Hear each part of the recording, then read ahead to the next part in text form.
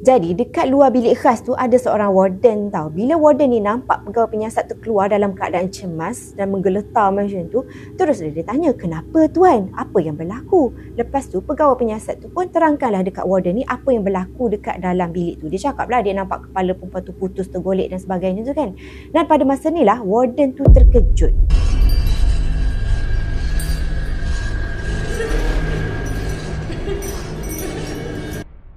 Hai, Assalamualaikum and welcome to Pika Storyteller Channel. Pika nak ucapkan terima kasih pada korang semua yang sudi untuk klik pada video kali ini. Dan seperti biasa pada yang baru saja datang ke channel ni, jangan lupa untuk terus tekan butang subscribe di bawah.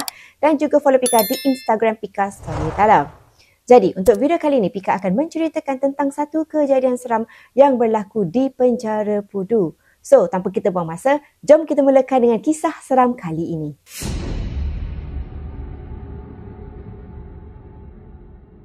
Penjara Pudu merupakan salah satu daripada penjara yang paling popular dekat Malaysia yang mana ia terletak di Jalan Hang Tuah, Kuala Lumpur. Kalau dulu penjara Pudu, sekarang ni dah tak ada dah penjara Pudu tu sebab sekarang ni dah tukar menjadi sebuah mall iaitu Lalaport. Jadi pada korang dekat sini yang pernah pergi dekat mall Lalaport tu, tolonglah korang tahu bahawasanya dulu itu merupakan tapak penjara Pudu. Untuk pengetahuan korang, sebenarnya penjara Pudu tu dibina pada tahun 1891 iaitu pada zaman penjajahan British lagi, dan tanah asal penjara Pudu tu pula merupakan sebuah tapak perkuburan Cina.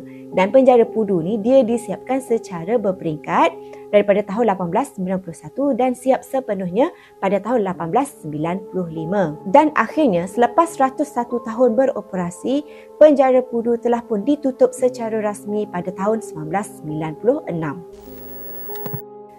Yang tu tadi merupakan serba sedikit tentang sejarah ringkas penjara Pudu, dan sekarang Pika akan masuk ke dalam kisah seram yang berlaku di penjara Pudu seperti mana yang pernah dikongsikan oleh Haji Nur Syahid Muhammad Noor yang merupakan bekas timbalan ketua pengarah penjara 2, dan beliau ni untuk pengetahuan korang pernah memegang jawatan penguasa penjara Pudu dari tahun 1978 sehingga 1981 sebelum akhirnya beliau bersara pada tahun 1989, dan kini beliau pernah juga menghasilkan sebuah buku yang berjudul Cerita Seram di Penjara Pudu. Jadi pada mana-mana yang suka membaca kisah seram daripada buku, bolehlah dapatkan buku itu sekarang. Haji Nur Syahid ni dia menceritakan yang sepanjang dia bertugas di penjara Pudu ni, dia ada kenal seorang pegawai polis yang juga merupakan seorang pegawai penyiasat yang mana dia ni merupakan seorang yang memang tak percaya langsung tentang kejadian mistik ataupun kewujudan hantu. Dia memang tak percaya langsung pada benda-benda yang berkaitan dengan paranormal dan sebagainya ni. Bila setiap kali pegawai polis tu dia dengar tentang kisah-kisah seram yang dikongsikan oleh orang-orang yang bekerja dekat dalam penjara Pudu tu, dia akan terus kata yang kisah tu semua merupakan karut. Lagi pula dia ni memang selalu deal dengan mayat dan sebagainya, dan dia tak pernah lagi melihat hantu. So that's why lah dia tak percaya yang hantu ni wujud. Sehinggalah pada satu hari, pegawai penyiasat tersebut kena interview 3 banduan yang akan menjalani hukuman gantung. Nak dijadikan cerita, pegawai penyiasat ni telah pun tiba di penjara Pudu lewat petang. Dan kesemua banduan yang dia akan interview pada hari tersebut diletakkan dalam bilik khas. Macam Pika bagi tahu tadi ada 3 banduan kan? Okey, 2 merupakan banduan lelaki dan seorang pula adalah banduan wanita. Pegawai penyiasat tu tadi dia mula interview seorang demi seorang bermula dengan 2 banduan lelaki. Maksudnya kat sini banduan wanita tu merupakan banduan yang terakhir yang dia akan interview pada hari tersebut. Bila tiba giliran banduan wanita tu, bila dia duduk depan pegawai penyiasat tu kan, banduan wanita tu dia tak buat apa-apa tau. Dia cuma tunduk sahaja, mendiamkan diri. Mostly memang dia tak ada nak menjawab soalan sangat pun. Dia cuma memandang dan tunduk je tengok lantai tu.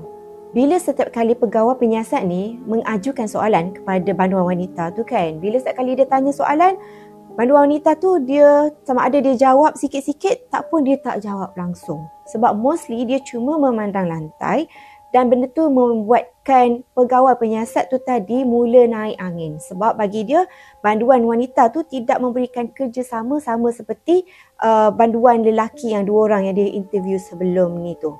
Lepas tu kan, selepas lebih kurang 10 minit kemudian, banduan wanita ni pun meminta izin dengan pegawai penyiasat tu untuk pergi ke tandas.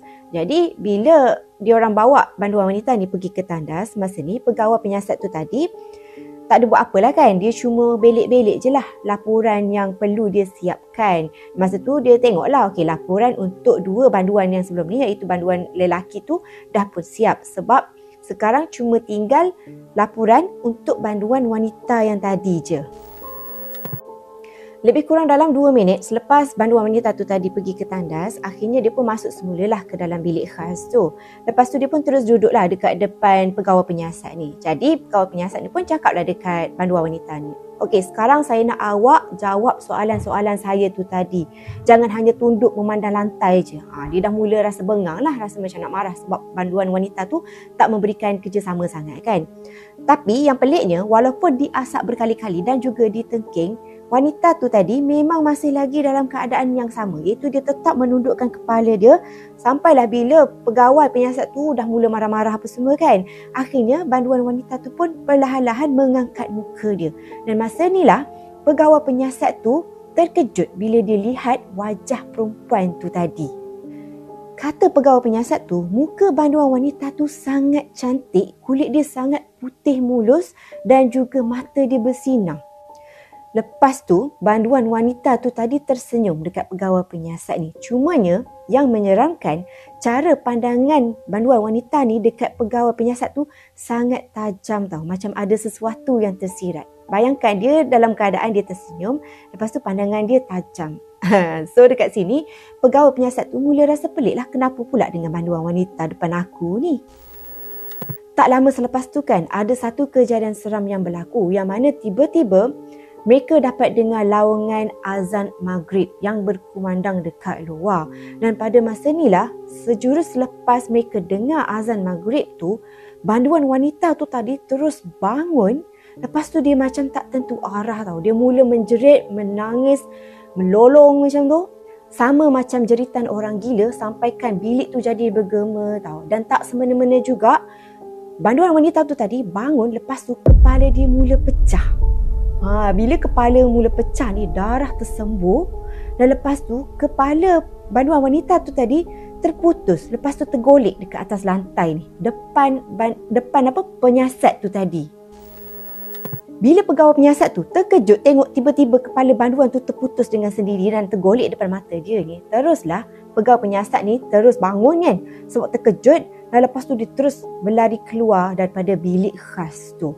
Jadi dekat luar bilik khas tu ada seorang warden tau. Bila warden ni nampak pegawai penyiasat tu keluar dalam keadaan cemas dan menggeletar macam tu, terus dia tanya, "Kenapa tuan? Apa yang berlaku?" Lepas tu pegawai penyiasat tu pun terangkanlah dekat warden ni apa yang berlaku dekat dalam bilik tu. Dia cakaplah dia nampak kepala perempuan tu putus, tergolek dan sebagainya tu kan. Dan pada masa ni lah warden tu terkejut. Sebab kata warden tu tadi, selepas banduan wanita tu pergi ke tandas, dia terus balik semula ke bilik ataupun balik semula ke sel masing-masing. Dan pada masa tu cuma pegawai penyiasat tu seorang sahaja yang berada dekat dalam bilik khas tu. Lepas tu kan pegawai penyiasat ni pun tanyalah dekat warden tu, habis tu kalau banduan wanita tu telah pun nak awak hantar ke sel dia, jadi banduan wanita mana yang saya nampak dekat dalam bilik yang pecah kepala semua tu tadi kan. Masa ni warden tu memang speechless, dia tak tahu nak cakap apa, dia cuma hanya mampu menggelengkan kepala je. Jadi sejak daripada hari tu, barulah pegawai penyiasat tu tadi tak adalah cakap besar. Sebab sekarang baru dah, bila dia nampak sendiri depan mata dia apa yang berlaku tu kan, baru dia sedar sebenarnya memang hantu ataupun jin semua tu memang wujud. Jadi dekat sini mesti korang tertanyakan, siapa sebenarnya banduan wanita yang kepala dia tergolek tu tadi? Okey, sebenarnya kalau mengikut cerita daripada pegawai ataupun warden yang pernah bekerja dekat dalam penjara Pudu, memang kelibat banduan wanita tu tadi sebenarnya agak popular lah di kalangan diorang. Sebab mungkin dah banyak kali kot orang yang terserempak dengan banduan wanita tu tadi. Mengikut beberapa kisah yang dikongsikan, mereka percaya yang berkemungkinan sebenarnya kelibat yang diorang nampak tu merupakan salah seorang daripada banduan yang dulunya merupakan komunis yang ditangkap, lepas tu dia ni kena menjalani hukuman gantung dekat dalam penjara Pudu tu. Tetapi malangnya pada hari dia kena gantung kan, yang orang lain semua okey tau, tapi masa dia kena gantung, tali gantung dia tu macam ada sedikit masalah lah kot. kan, sebab dia kan ada jenis-jenis tertentu kan, dia punya tali apa semua tu macam ada masalah sikit, sampaikan kepala dia ni terputus. Pika pun tak faham kenapa jadi macam tajam sangat tali tu, kita tak tahu kan, sebab kadang-kadang orang kata kepala banduan yang kena gantung ni ada yang macam dia punya tengkuk tu sekadar biru macam tu je, ada juga ada yang macam terjelir lidah. Lepas tu kadang-kadang ada juga yang macam kes yang ni lah, kepala terputus, yang tu semua wallahualam lah. Tapi berkemungkinan jelmaan yang diorang selalu nampak tu merupakan jelmaan perempuan tu tadilah. Dia macam buat jelmaan banduan wanita yang kepala dia putus masa menjalani hukuman gantung tu, which is sangat-sangatlah seram.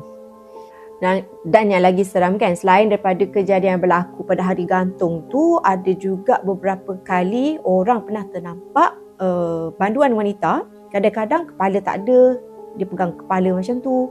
Dan ada juga kadang-kadang dia orang nampak kepala tergolek.